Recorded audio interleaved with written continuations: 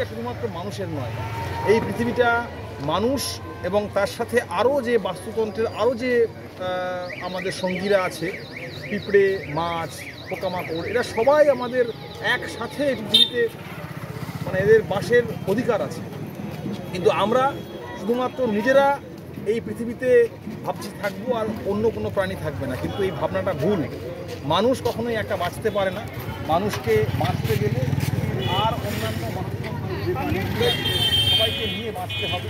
তো সেই জন্যই আমাদের বার্তা এই পৃথিবীর নদী, আমাদের নদীয়ার নদী এবং প্রাণ, প্রকৃতি, পরিবেশ সব ভালো থাকুক, যাতে শুধুমাত্র এই প্রজন্ম নয়, আগামী প্রজন্মের কাছেও আমরা কিছু বার্তা তুলে দিতে পারি, যে একটা সবুজ সতেজ পৃথিবী তাদের জন্য আমরা রাখতে পারি। সেই উদ্দেশ্যে আমরা মানুষের সচেতনতার বার্তা দিতে আমরা এই কথা নিয়ে ধন্যবাদ।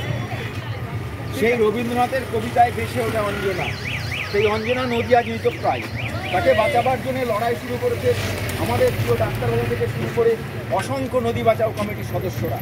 আজকে তাদের এই লড়াই সার্থক হোক এই কামনা করে আজকের এখানেই শেষ করছি। দেখতে থাকুন ডিজি বাংলা।